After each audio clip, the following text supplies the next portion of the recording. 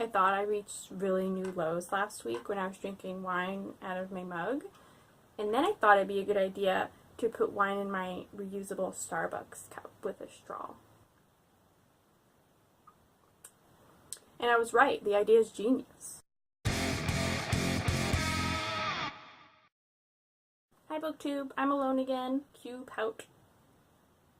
I'm doing another Spring to It videoathon day, and today it's day 25. I looked it up this time. I also wrote it down in case I forgot, because that's who I am. That's like what I'm at. That's where I'm going. That's where I'm going in life. It's just, that's where I'm going in life, to never knowing what day it is. Today's topic is my favorite obscure books. This was an interesting one, and I did go through and picked books that have less ratings. I wouldn't say they're like my favorite books, any of these, but for the most part, they're my favorite out of the ones that I've read that don't have a lot of ratings. The first book I want to talk about, it's over there. That's far. That's really far. I have like a mic attached to my phone. That's too far. Laziness. It's pure laziness. It's the only book I own that I'm talking about today, and I can't fucking get it because it's like 3 feet that way. And nah. It's by a very famous author, but he wrote it a long time ago, and it's called Ciders, and it's by Neil Shusterman. I read this a long time ago, so like I can't give an adult opinion about Ciders. It's about this kid who lives in like this hidden underground city in New York, and he kind of I think he falls for a girl who's on the upside, or what do they call it? That seems like sense, right? They're the downsiders. The upsiders would be the upside. I don't know. While Neil Shusterman like still writes today and writes famous novels, I feel like that one's not one that's talked about, probably because it was written like 15 years ago, but whatever. A couple funny little anecdotes. That's not the right word. I'll just drink more of my Starbucks drink. Starbucks should sell this. I noticed about myself recently that I really like hidden underground city novels. That's like a very weird, specific thing, but it's like a, not a buzzword, it's multiple buzzwords, but it's a thing. And I don't know if I liked that before Ciders or because of Ciders. I read that book and then I kind of completely forgot about it. Years later, I was part of a book club and someone recommended Unwind, and I got it from the library, and I was like, at the beginning, I think, when they said, other books by this author, and I saw Ciders, and like, I hadn't found that book since. I had no idea who wrote it, and I had heard of Neil Shusterman. I actually saw him speak at a panel a couple of times, and I was like, oh, I should read some of that guy's books. I've never read any of his books before. But I fucking had. It was Ciders, a book that had stuck with me for well over a decade. And I was like so emotional. Like, oh my god, it's him. I know the author. I read that book. My husband just messaged me. He sent a sticker on Facebook. Thanks, hun. I'll look at that later. Next book I want to talk about, I should like look down and be like, and then look up and be like, this is the next book. But I'm not gonna pretend I'm not reading this off of a piece of paper right now. I'm just not going to do that. I'm going to let you know that I can't remember the books that I wrote down, and I have to fucking read them. It's called Another Little Piece by Kate. Oh my god, I can't read my own fucking handwriting. Kate Karras Quinn. So this book, it has like 7,000 ratings or something like that. It's at that right now. And the reviews are kind of mixed. It's been several years since I've read it, and I have become more particular about my book choices since then.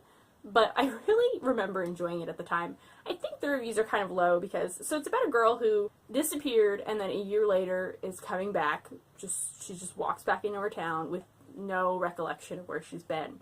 And it sounds like just a very traditional thriller. And then it gets, without giving too much away, it's more supernatural than that. And I think that caught people off guard. They were going in hoping for just like a thriller.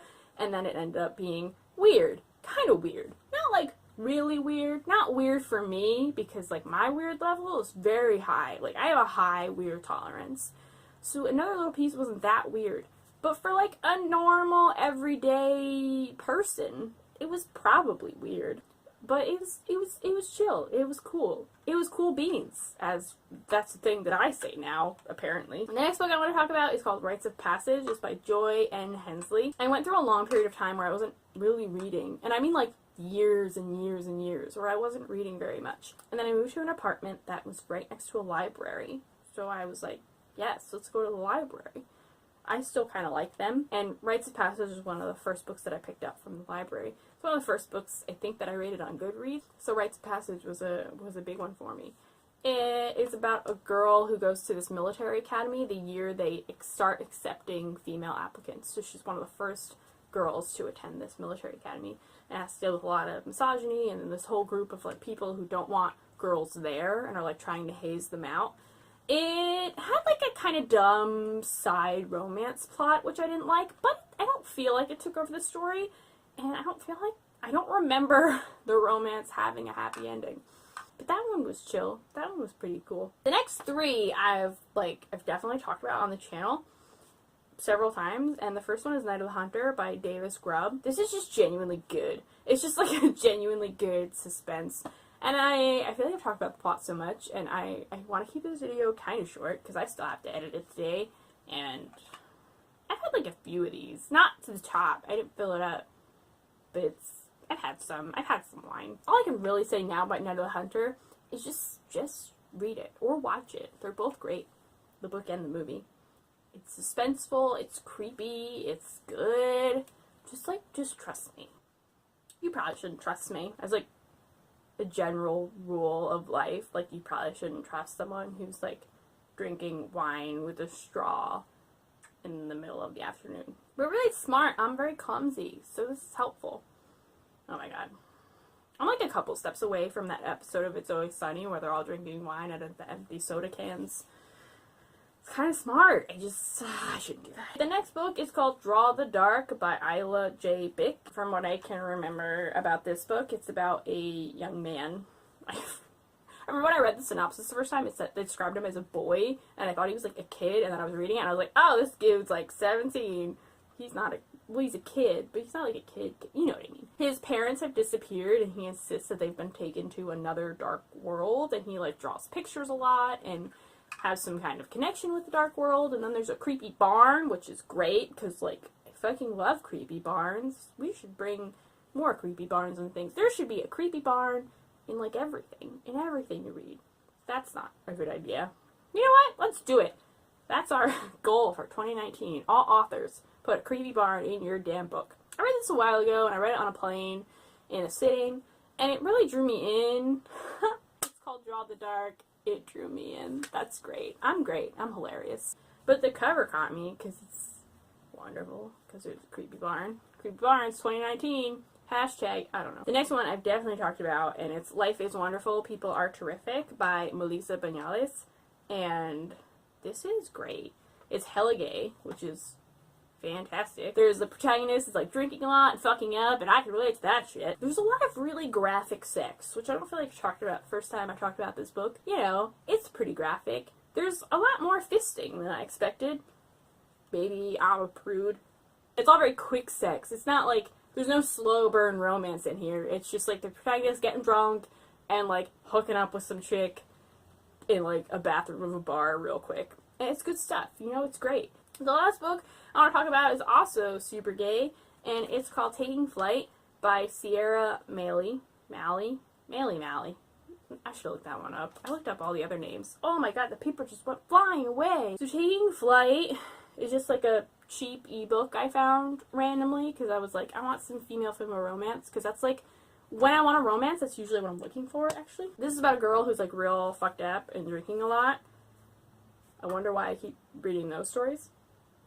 Her mother was like a famous movie star, and she's just died. The protagonist is upset, and she's skipping class and acting out and just hooking up with ladies. So her dad, who's also drinking a lot and who doesn't know how to deal with her, has decided to send her to like, I think, Georgia, because there's this priest there who takes in like troubled kids and makes them better. So the protagonist has to go, and it's like the middle of nowhere, to live on this farm, you know, with the priest and his 2 kids and his wife, and she ends up falling in love with the priest's daughter. It's pretty cute. I'd recommend it for just a quick, fun read. I don't think that one was super slow burn either. A lot of people really seem to love slow burn, and if anything takes shorter than like 3 books for 2 characters to get together, people are crying about insta-love, and like, I should make an entire rant about insta-love, because people bitch about it a lot, and things that I don't think have insta-love. But that's a whole other discussion. So that were my obscure books that I like. I think that's all I can talk about. This one was slightly less rambly. Was it? We'll find out when I'm editing it. Next time, Booktube.